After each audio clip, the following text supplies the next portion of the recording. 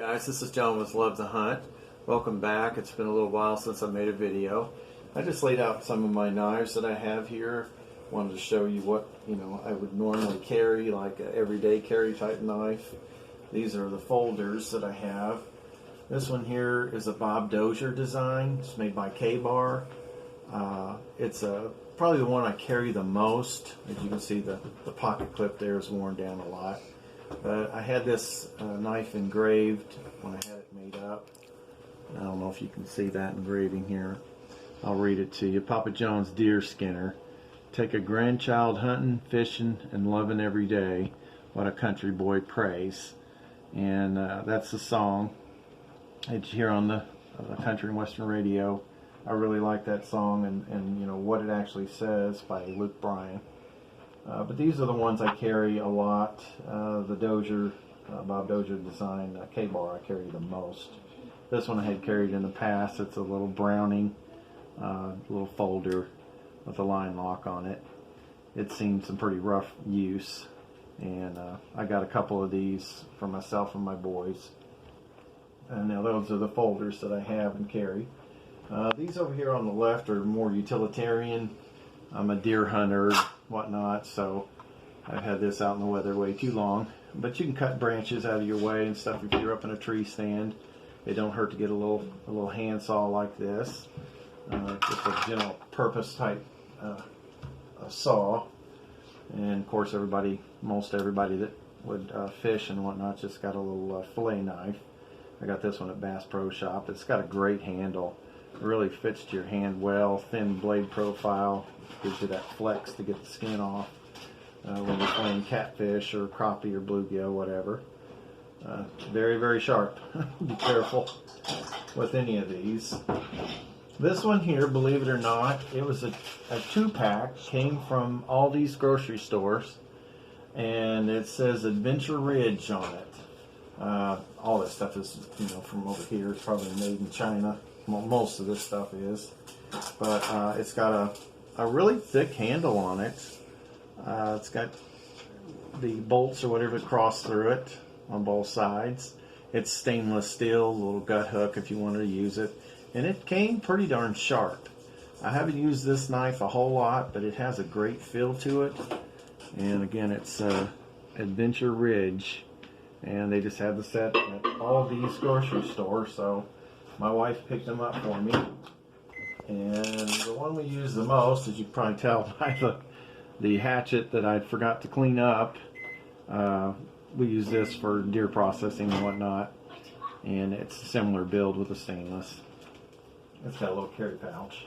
I'll probably end up giving this to my oldest boy so he has something. But going through here, we got the everyday carries. Now you could use these, either one of these, for an everyday carry as well. They're fixed blades. I got this one years back. We were at a yard sale. Now this is Frost Cutlery here. It's got the mossy oak emblem on it with a little gut hook. And it's a wooden handle, made in China. But I like the design of it and everything. It's good size for your hand. It's relatively sharp. I don't know if it would cut paper. I need to work on the blade on that one. But, it's got a little belt loop and you can carry it. Just to have something on you. The next one over I really enjoy. My cousin Michael bought it for me and sharpened it really super sharp. It'll slice through paper like nothing. It's Elk Ridge. It's got the little leather holster and a good hefty belt loop. I'd probably carry this one over most of the other knives if I didn't have a folder in my pocket. But it's got a good snap on it. It's super sharp. It's got that wide blade profile and curve there at the top. Just fits right in your hand. It don't have the jimping, but I mean it's solid little cutter. You could skin with that, process meat with it, cut your steaks. You probably even cut vegetables. I mean, that thing is razor sharp.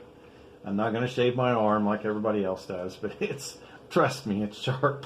Be real careful when you're putting it away. Shouldn't have had my finger there. All right, and the next one, everyone should get one of these online. You can get them at Amazon or eBay. It's a Mora knife. This one's a bushcraft. My buddy Anthony got it for me. There's a little bit of like jimping right there. You can push back, pull that blade out. But it's razor sharp. It comes razor sharp. We went camping last time down at Cave City area. This one came with us. I processed all the vegetables and everything. It's got a thinner profile here on the end of the blade. It steps down, and then you got, you know, your regular blade back here. It's a fairly thick spine, and it thins here where you can slice through meat and vegetables and whatnot. It's got a really grippy handle on it. But these things, I mean, this one was, you know, kind of on the expensive side for Mora knives. I think it was around $29, but they're made in Sweden, and it's a stainless steel blade on this one. And I just love it. So lightweight, easy to carry. When you put that on your hip, on your belt, go through the woods, to the backyard, grocery store, whatever, you don't even know you got a knife on your hip unless you really need it. But the Mora knife is just an outstanding value. Some of them are as cheap as $9 for the different models that they have. Now this one here, when I was at Ace Hardware in Mount Washington, I bought this and a K-bar for my nephew Brian. This is a buck, and it's made in the USA. Now this is a good outdoor survivalist type knife. It's heavy built. It says Buck USA. Now some of the bucks is made in China, so you really want to pay attention to that. It's got the real wide blade profile, the gut hook. It's got jimping and a finger choil to choke up on it if you're needing to do feather sticking or something for a fire. It's got a nice curved handle so where it won't be pulled out of your hand. And I made this little lanyard, if you will, out of paracord, and I stuck it on there. It kind of helps me get it out of the case. The case, you know, guards your whole knife and stuff while it's in there. So it's a little bit easier to, you can pull on that if you need to, get it up out of there.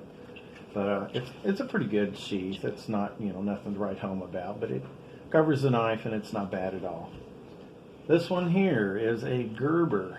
It's a very nice heavy leather sheath on it, a good belt loop. Be a good one for deer processing, which I do. Now I had this sharpened at Bourbon City Firearms, and I tell you what, it'll slice you wide open. You talk about a paper cutter, this sucker will do the job.